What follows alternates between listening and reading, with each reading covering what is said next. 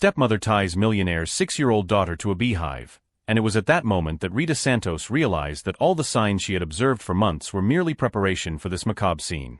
Isabella Wellington's piercing scream echoed through the garden of the $12 million mansion, but what really made Rita's blood run cold was Victoria Ashford's calculated silence as she watched the child tied to the pole next to the Africanized beehive.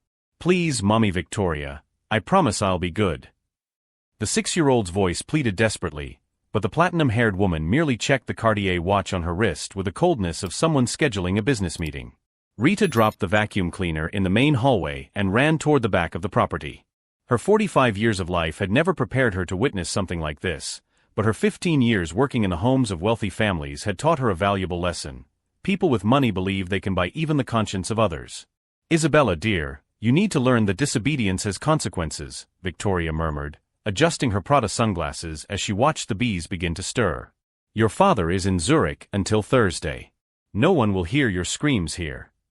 What Victoria didn't know was that Rita had discreetly set up her smartphone to record through the pantry window exactly 3 minutes ago. Every word, every cruel gesture was being documented in high resolution. Over the past 2 months, Rita had noticed strange marks on Isabella's arms, sudden changes in behavior, and the fear the child displayed whenever her father traveled. Small details that an invisible housekeeper notices, but no one else bothers to notice. The same invisibility that would now become Rita's greatest advantage. While Victoria savored every second of her stepdaughter's terror, Rita had already sent the video to 3 different contacts: her lawyer, the county social worker, and an investigative journalist who had been searching for months for evidence against influential families involved in child abuse cases.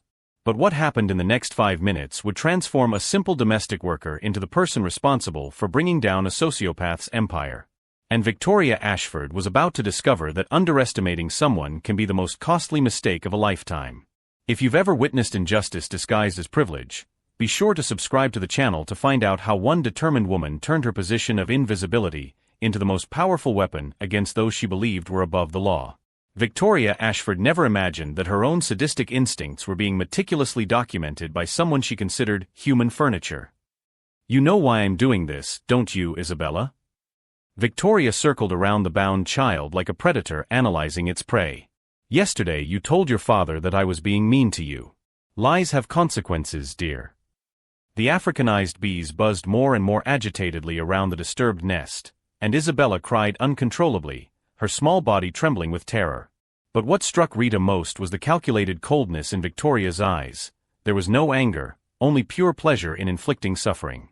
Rita continued filming through the pantry window, her fingers trembling not with fear, but with contained fury.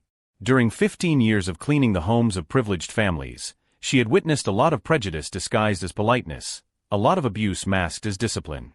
But this exceeded any imaginable limit. What Victoria didn't know was that Rita Santos had grown up in the child welfare system after her own mother died a victim of domestic violence. At the age of 8, Rita had learned to read expressions, to identify danger before it became fatal. Those childhood survival skills now became the perfect tools to protect another defenseless child. "Mommy Victoria, please. I won't tell Daddy anything else," Isabella begged, her voice hoarse from screaming. "Of course you won't," Victoria murmured, checking the Cartier again. "Because after today, you're going to learn the difference between truth and lies. And you're also going to learn that disobedient children suffer real consequences." Rita watched Victoria take a pheromone spray out of her pocket, the kind used to agitate swarms of bees. The woman wasn't just punishing Isabella, she was trying to cause a potentially fatal allergic reaction. This wasn't discipline, it was attempted murder disguised as a domestic accident. It was at that moment that Rita understood the extent of Victoria's psychopathy. The stepmother had meticulously chosen this method because Africanized bees are known for fatal attacks, especially on children. If Isabella died, it would be classified as a tragic accident, leaving Victoria a wealthy widow with no impediments to inheriting the Wellington fortune. "Do you know what the problem is with spoiled children like you?" Victoria sprayed the spray near the nest, dramatically intensifying the agitation of the insects. "You never learned that the world does not revolve around your desires." While Victoria savored every second of Isabella's terror, Rita discreetly sent detailed messages to her 3 contacts, including the exact location and urgency of the situation. But her real advantage was something Victoria could never suspect. Rita had worked as a medical emergency technician before becoming a cleaning lady, when a car accident destroyed her legs and her career. She knew exactly how to treat severe anaphylaxis, was knowledgeable about first aid for insect bites, and most importantly, perfectly understood the signs of systematic abuse she had been observing in Isabella for months. Victoria Ashford believed she was dealing with an ignorant and disposable domestic worker. In reality, she was being watched by someone who had spent years studying violent behavior, someone who recognized patterns of abuse before they escalated to physical violence, someone who had survived hell herself and vowed to protect other children from the same destruction. "Are you recording this?" Victoria suddenly turned toward the house, her paranoid eyes scanning the windows. Rita quickly ducked down but continued filming. Victoria was beginning to sense that something was not right, but her arrogance was greater than her paranoia. She would never suspect that the simple cleaning lady had connections in investigative media, advanced medical knowledge, and years of experience identifying predators disguised as caregivers. What Victoria also didn't know was that Isabella had whispered to Rita the week before, "Aunt Rita, Mommy Victoria hurts me when Daddy is away." Since then, Rita had been meticulously preparing a complete dossier on her stepmother's behavior, photographs of bruises, recordings of threats, documentation of behavioral changes in the child. For a moment, as Victoria adjusted her Prada sunglasses and checked that the bees were sufficiently agitated, she seemed satisfied with her perfect plan. She had no idea that every cruel gesture was being used as evidence against her by someone who had dedicated decades to protecting the defenseless. And Isabella, in the midst of her terror, still did not understand that her salvation was being orchestrated by the only person in the mansion who truly loved her. Each passing second intensified the deadly agitation of the bees, but it also strengthened something much more dangerous: the silent determination of a woman who had survived her own hell and now watched a child being pushed toward the same abyss. What happened in the next few moments would transform Rita's invisibility into the most lethal weapon against someone who confused privilege with impunity, cruelty with power, and underestimation with superiority. While Victoria savored each scream of terror from Isabella, Rita Santos silently transformed years of invisibility into the most lethal weapon the psychopathic stepmother would ever face. "The bees are sufficiently agitated," Victoria murmured, putting away the pheromone spray and checking the timer on her cell phone. 15 minutes should be enough to simulate a convincing fatal accident. Rita continued recording through the pantry window, but now her hands were no longer shaking. During 15 years of cleaning the homes of privileged families, she had learned that rich people blindly trust confidentiality agreements and believe that money buys eternal silence. Victoria was about to discover that some things simply have no price. Rita's phone vibrated discreetly. A message from Marcus, her contact at social services. "Rita, we received your video. Emergency team on the way. Keep documenting everything. This will bring her down for good." What Victoria didn't know was that Marcus Chun wasn't just any social worker. He was the regional supervisor responsible for investigating abuse in high-net-worth families, someone who had been searching for evidence against the Wellingtons for years after 3 other children had been accidentally injured under the care of previous stepmothers. "Isabella, you're learning a valuable lesson about consequences." Victoria circled lazily around the child as the deadly buzzing intensified. "Lying children need to understand that there are prices to be paid." Rita watched Victoria take a second spray out of her pocket, this one with a different label. It wasn't just agitation pheromone, it was a concentrate specifically designed to attract Africanized bees, the kind used in entomology labs for studies of aggressive behavior. The woman had meticulously researched how to make the attack fatal and uncontrollable. It was at that moment that Rita realized she was documenting not just child abuse, but a premeditated murder disguised as a domestic accident.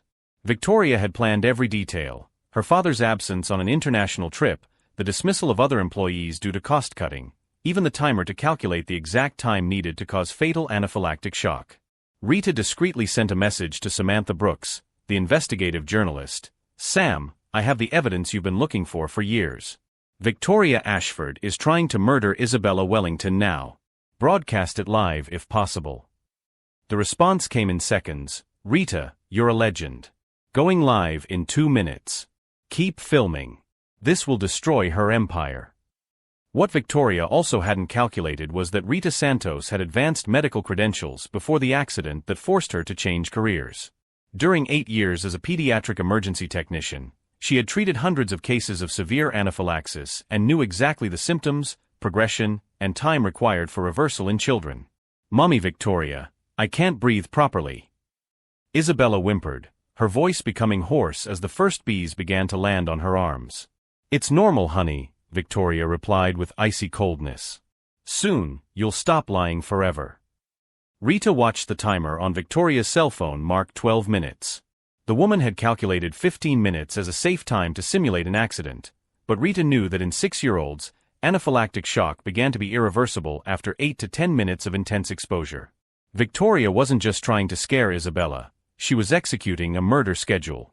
While Victoria adjusted her Prada glasses to better observe her stepdaughter's suffering, Rita discreetly checked the response from Dr. Jennifer Walsh, her former supervisor at the Children's Hospital. Rita, EpiPens are in the emergency cabinet in the kitchen. Code 4791. Pediatric ambulance already dispatched.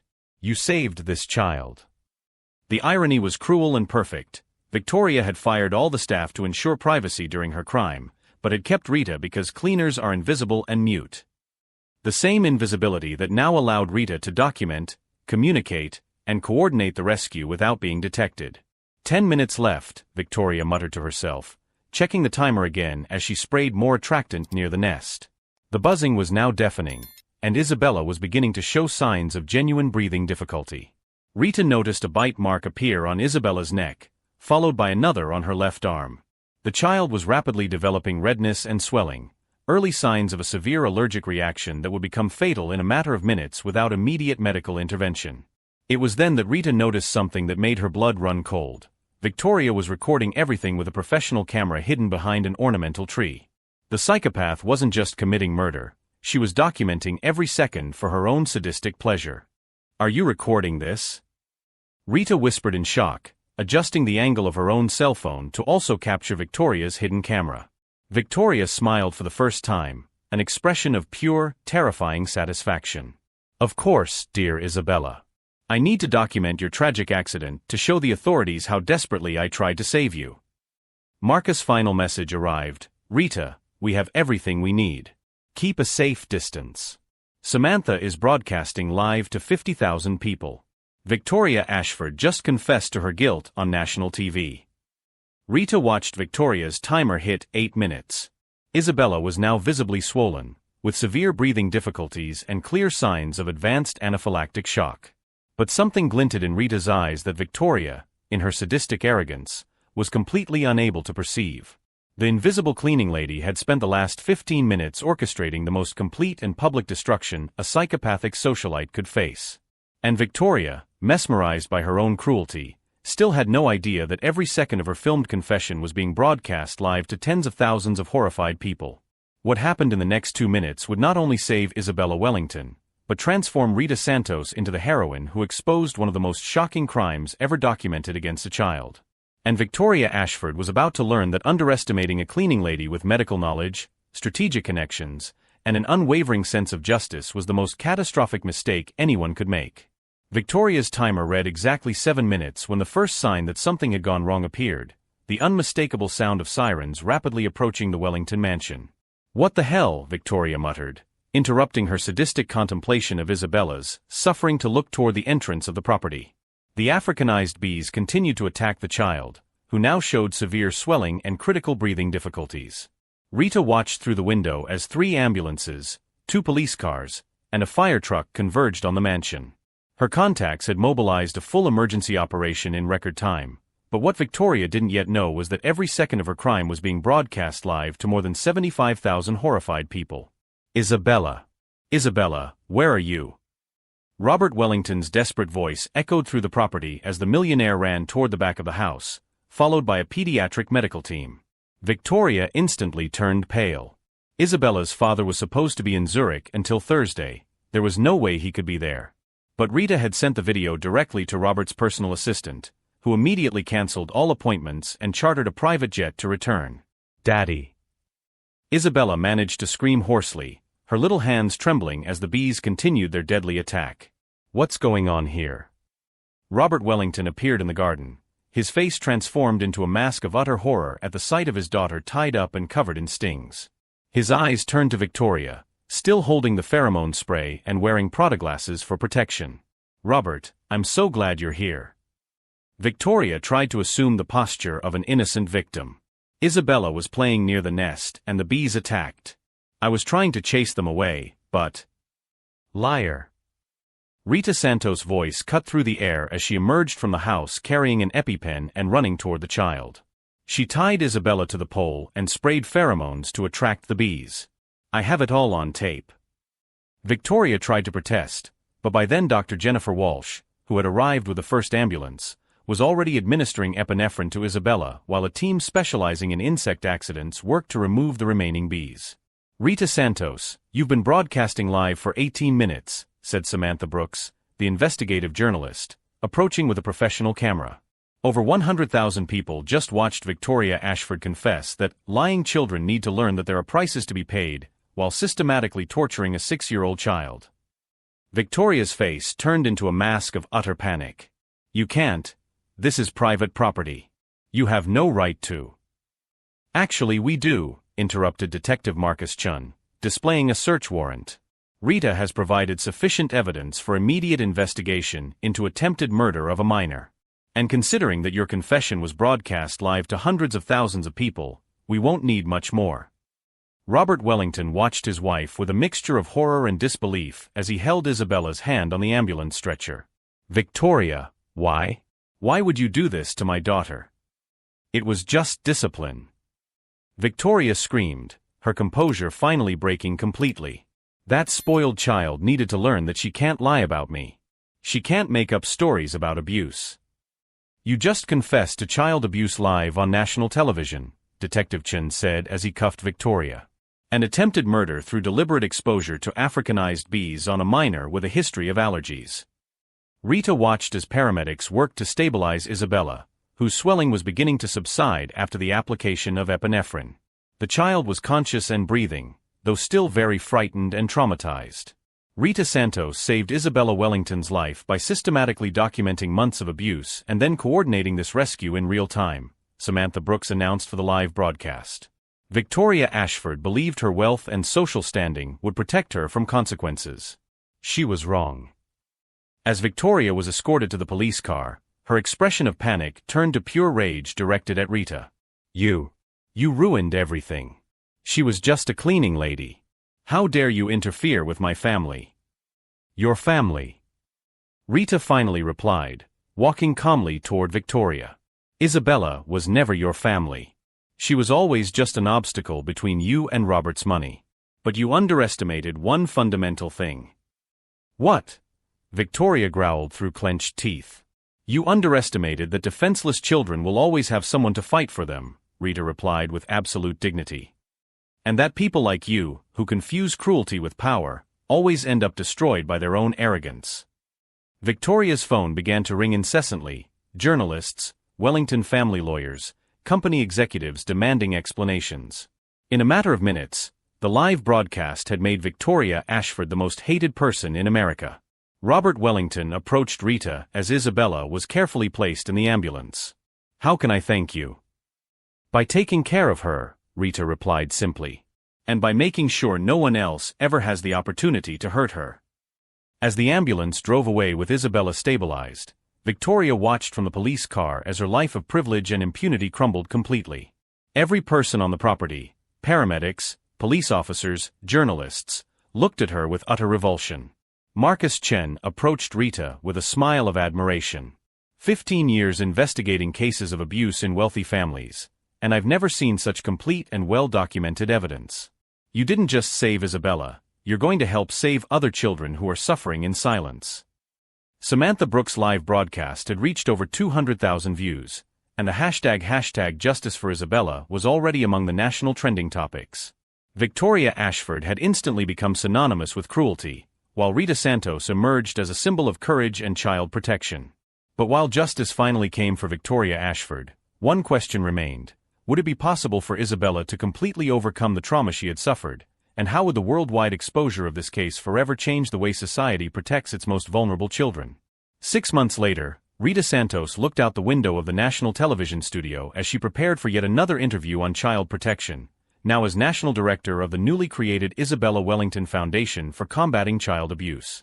What had begun as the most terrifying day of her life had turned into an opportunity to save hundreds of other vulnerable children. Rita, who for 15 years had been invisible in the homes where she worked, was now nationally recognized as the woman who had exposed one of the most shocking cases of child abuse ever documented. "Rita, in 5 minutes you'll be live on the most watched morning show in the country," announced the producer, adjusting the microphone on her blouse. Over 2 million viewers want to hear how a cleaning lady managed to take down a multimillionaire socialite. The irony did not escape Rita. Victoria Ashford, who had spent years belittling domestic workers as human furniture, had been destroyed by someone she considered inferior and disposable. As Rita prepared for the interview across town, Victoria Ashford woke up in her cell at the Federal Women's Penitentiary, facing another day of a 35-year sentence with no possibility of parole. The woman who had meticulously planned a murder disguised as an accident now shared space with other criminals who, unlike her, had not had the privilege of growing up in mansions and attending elite schools. Victoria's trial had become one of the most closely watched cases of the decade. The live broadcast of her confession, seen by more than 500,000 people in real time, had eliminated any possibility of a defense. Her own lawyers, faced with irrefutable evidence, had advised a plea bargain to avoid the death penalty. 3 months in solitary for threatening another inmate, announced the prison's daily report. Victoria, unable to accept that she no longer had power or privileges, had tried to intimidate other prisoners using the same manipulative tactics that worked in her millionaire social circle. The result was only more time in isolation and confirmation that her arrogance was incurable. Robert Wellington, devastated by the discovery that he had married a psychopathic child murderer, had moved to Europe with Isabella, seeking privacy and healing away from the media spotlight. Before leaving, he had established a $50 million trust fund specifically to combat child abuse, with Rita as the primary administrator. "Daddy, is Aunt Rita going to be on TV again?" asked Isabella, now 7, during their weekly video call. The child had fully recovered from the bee stings, but more importantly, she had overcome the emotional trauma through specialized therapy and her father's unconditional love. "Yes, sweetheart," Robert replied, watching his daughter play carefree in her new room in London. "Aunt Rita is helping other children who have been through difficult situations, just like you." Isabella had unwittingly become a symbol of the fight against child abuse. Her story, told in a respectful and age-appropriate manner, inspired national awareness campaigns. The child Victoria had tried to silence forever was now the voice that alerted other families to the signs of domestic abuse. Marcus Chun, who had coordinated the investigation, watched with satisfaction as the number of child abuse reports coming into his department each month grew. "The Victoria Ashford case changed everything," he explained to new social workers during training sessions. "People finally understood that wealth and social status do not make anyone incapable of committing heinous crimes." The hashtag Justice for Isabella had evolved into hashtag Listen to the Children, a national movement that encouraged adults to take children's reports of abuse seriously, regardless of the social status of the accused. More than 200 children had been removed from situations of direct risk after their caregivers watched Isabella's case and recognized similar patterns. Samantha Brooks, the investigative journalist who had broadcast the rescue live, now hosted a weekly program dedicated to social justice cases, always crediting Rita as an example of how a single determined person can change entire child protection systems. "You know that Rita Santos wasn't just a cleaning lady, right?" Samantha used to say during university lectures. She was an emergency medical technician, she had survived the child protection system, and she had experience in identifying signs of abuse. Victoria chose the wrong person to underestimate. In the television studio, Rita adjusted the navy blue blazer she had bought specifically to represent with dignity all the domestic workers who, like her, often observe suspicious situations but are ignored by society. "Rita, are you ready?" asked the morning show host, David Chun. "Today we're going to talk about the progress of the Isabella Wellington Foundation and how your experience inspired changes in child protection legislation." "Completely ready," Rita replied, thinking of the hundreds of messages she received daily from other domestic workers reporting suspicious situations in their workplaces. The Child Protection Network she had informally created was saving lives across the country. During the live interview, Rita explained how she had turned Isabella's traumatic experience into a national anonymous reporting system for domestic workers who witnessed child abuse. "The truth is that domestic workers see everything," Rita calmly explained to the national audience. "We are invisible to the families who hire us, but that invisibility allows us to observe behaviors that others don't notice. Victoria Ashford made the mistake of believing that I was just part of the house decor." David Chun nodded, still impressed by the story. And today, 6 months later, Victoria Ashford is serving 35 years in prison. You run a national foundation, and Isabella Wellington is safe and happy with her father. How do you feel about this complete transformation? Rita smiled softly, her hands folded in her lap. I feel grateful that I was in the right place at the right time with the right skills to protect a defenseless child. But most of all, I feel hopeful that our society is finally listening to voices that have always been there, only ignored. And what message do you have for others who work in family homes and may be observing suspicious situations? Trust your instincts, Rita replied, looking directly at the camera. If something seems wrong with a child, it probably is. You have the power to save lives, just as I did. And now we have a support network waiting to help you act safely. As the interview continued, across the country, Victoria Ashford watched the program on the prison's community television, her face contorted with impotent rage. The woman who had believed she could eliminate Isabella and inherit millions, now watched her former housekeeper being applauded nationally as a hero. Turn that shit off. Victoria yelled at the other inmates, but they ignored her. Even in prison, she had lost any authority or respect her former wealth might have guaranteed her. The other prisoners, many of whom were mothers separated from their children for much less serious crimes, took special satisfaction in seeing a wealthy woman who had tried to kill a child being humiliated on a daily basis. At the end of the interview, David Chen asked the question the national audience had been waiting for. Rita, if you could send a message to Victoria Ashford today, what would you say? Rita paused thoughtfully before answering. I would say that she underestimated not only me, but she underestimated the power that exists when someone truly loves and protects a child. Isabella was never just Robert's responsibility. She became my responsibility the moment I saw someone trying to hurt her. And when you mess with a defenseless child, you'll find that there are people willing to move mountains to protect her. The applause from the studio echoed across the country, conveying to millions of viewers the message that heroes can emerge from the most unexpected places, and that underestimating someone based on social class prejudices can be the most catastrophic mistake a person can make. Isabella Wellington, watching from London with her father, applauded joyfully when she saw Aunt Rita on television. Daddy, when is Aunt Rita coming to visit us? In 2 weeks, sweetheart, Robert replied, hugging his daughter. She wants to see your new school and see how you're settling in. The story that had begun with a cruel attempted murder had turned into a national child protection network, significant legislative changes, and an inspiring example of how a single determined person can turn tragedy into hope. Rita Santos proved that true strength does not come from money or social status, but from the courage to act when we witness injustice, the wisdom to document evidence before reacting, and the unwavering determination to protect those who cannot protect themselves. Victoria Ashford had tried to silence Isabella forever, but ended up amplifying her voice to the whole world. She had tried to keep Rita invisible, but turned her into the most visible person in the fight against child abuse. The best revenge, as Rita learned, is not to destroy those who harm you, it is to build something so powerful and positive that it turns evil into good, trauma into healing, and invisibility into leadership.